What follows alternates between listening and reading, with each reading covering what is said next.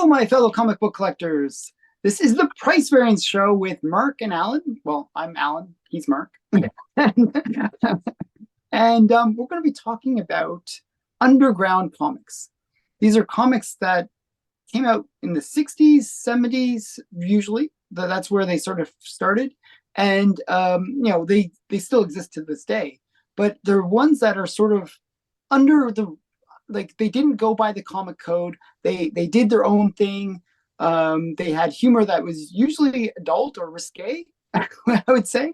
But you get a lot of really great, talented artists that come out of it. And I'm going to show some of those artists in my part. I'm not sure what Mark's going to show, but let's see what Mark has to show us first.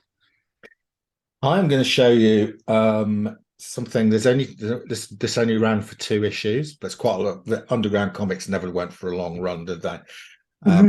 One called Rock and Roll Madness. Oh, nice. Okay. This is from a publisher called Cosmic Comics in the UK. This only went for 2 issues. A lot of Dave Gibbons art in here, who went on to do a lot of work for 2000 AD. But what makes this really interesting is the cover artist here. If you look at this cover, now this comic was from, I think, the late 70s, early 80s. And if you look at that cover, it's obviously taking the mick on the rock and roll. Rolling Stones or something like that, yeah. Well, actually, what people say is this is like Marilyn Manson. But this was This was like 10 years before Marilyn Manson, anybody had heard of him. So for some reason, it reminds me of Keith Richards. Yeah, it does remind me of Keith Richards a bit as well. Like the lips and the sort of style. Now, what is interesting here is this artist is well known for a lot of poster work on music albums and things. It's a guy called Greg Irons. And Greg Irons died in his early 40s in a really strange, he died in a bus crash in Thailand. Wow. Oh, wow. That's really weird. So, really odd. So, yeah, it's really interesting to see. And I love the artwork on this. There's an issue 2 as well, which also has got an interesting cover, which is almost predicting Punk. His death? No, Punk. Punk rock. Yeah. And you said this is from what era? I think this is from the early 70s, 75. Nice. 74. Wow, okay, so that's very interesting. Yeah. So I would have thought later because just the style kind of looks like. Yeah, no, yeah. It wasn't. Okay, so whenever I think of underground comics, this one particular artist comes to mind. Like he's probably one of the originators of the whole underground comics. And it's Richard Crum. Yeah. Or Robert Crum, I should say. Robert Crum. And kind of his most famous work is Fritz the Cat. Yeah. They even made a movie about it. Yeah. So when I bought this book, I actually thought it was going to be comic size. It is not comic size. It's much bigger. It's a fairly large book. But it's not meant for kids. No, definitely not. And this contains 3 big stories. It says 3 big stories. How do I describe the stories? Very adult. I actually read this book. It's very adult. There's some, yeah. He had some very quirky behaviors. I guess is the best way to say it. He really believed in he liked the idea of sex with animals and different characters. He also likes women with big bottoms. Big bottoms is another thing. He was a very interesting guy. But his artwork is actually phenomenal.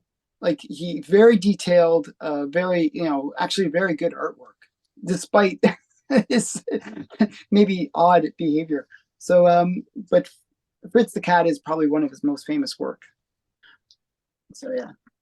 So that's Robert Crum. I'm going to show you something now. I guarantee you have not ever seen a copy of this. If you've seen a copy of this, I apologize, but I can't imagine there's anybody watching your channel who's ever seen a copy of this.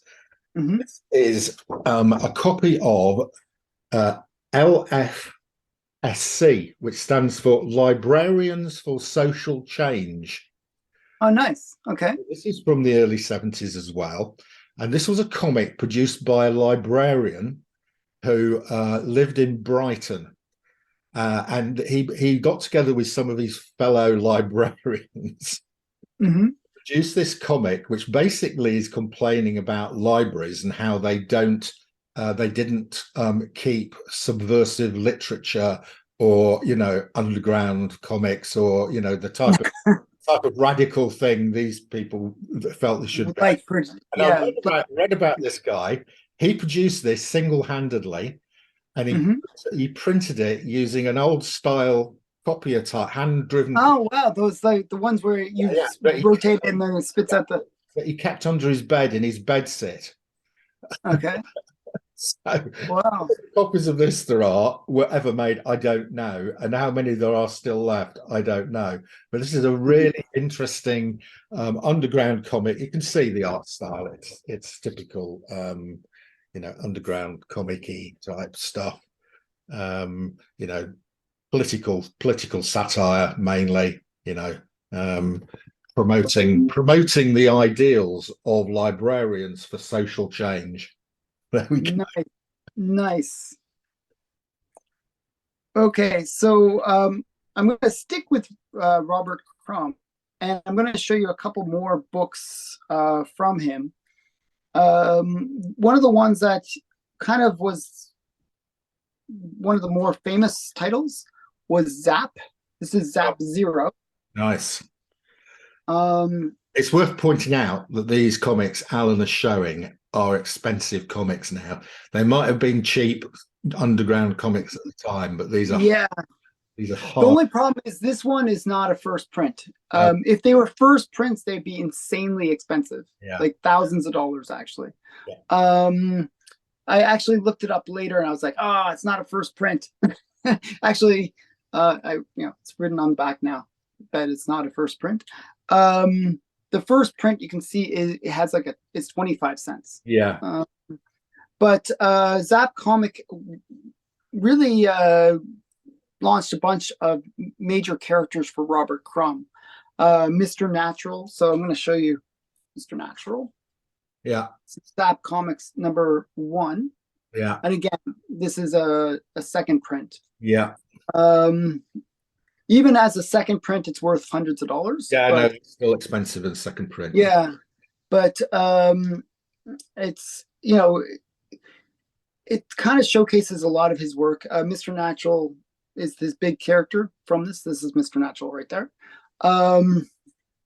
And it's like keep on trucking and a lot of these it kind was of sayings. it was a famous thing in the 60s and 70s of Mr. Natural as a sort of guru type guy with his thumb out going, keep on trucking, yeah. Keep on trucking, yeah. So I mean, a lot of it's like these are from the late 60s, early 70s. Yes, that's right. Yeah. Era. And it's just kind of it's Apex novelties. This is actually, I think it was actually Robert Crumb that self-published these.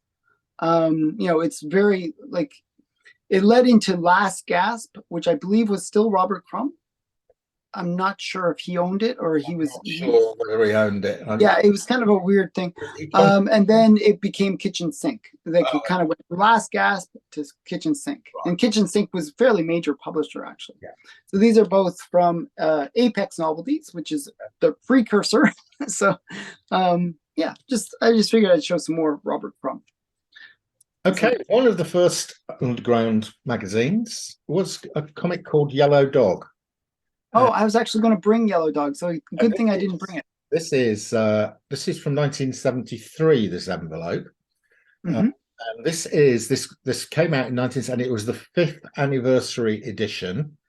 This was a special 5th anniversary limited edition, reprinting all 12 issues of Yellow Dog. So Yellow Dog first came out in 1968. And of course, who's on the cover? Robert Crumb. Nice. So this is a reprint. This is the 5th anniversary reprint of it. Again, if this was a first edition of Yellow Dog, and they're like this, they're sort of a folded up thing like this. Yeah. And that's another sort of element to underground publishers. They love to go after Disney. Yeah. And they love to sexualize or do something where doing drugs or whatever. Yeah. So, and here we've got all 12 issues of this. Yellow Dog number 2. This little set, even though it is a reprint set, so it's produced in 1973, goes for quite a bit of money now. Nice. I remember buying this off a sort of comic shop in London in the 1980s. And they're all in really good condition because they've been, just kept in that envelope, basically. So, yeah. Another Robert Crum. Oh, that's cool. Cover there. Who's this on the cover here? Oh, Skip Williamson on the cover there, number 12. So yeah, it's my little set of Yellow Dogs. Quite a lot of Crum there, but you can't really do underground comics without talking about Robert Crum. Robert Crum, yeah. Yeah, I consider him to be the kind of quintessential underground comics guy. Actually, I wanted to show just a bit more Robert Crum, since it's very Robert Crum theme for me. This is Homegrown Comics, another title by Robert Crum. And it's made in the People's Republic of America. And it's interesting because it basically has all of his major characters. It has Kilroy, has Angel McFood. Yes. She was considered to be the most racist character ever made. And Mary Jane and the Snoid. So just characters that kind of Robert Crum had in his repertoire. Actually, I really like Angel Food. She's just kind of a funny character. Taking, like, it was meant to be anti-racist, and in doing so, she was the most racist thing you could create. It just every trope about Africans that you can imagine, like his, like, that tribal look, the neck collar thing, the big earrings, and then highly sexual. And there's always this one guy which I think represents Robert Crum, that's always trying to have sex with her. It's just like very interesting comic. When you read Robert Crum, you really get into his mind, his very warped mind.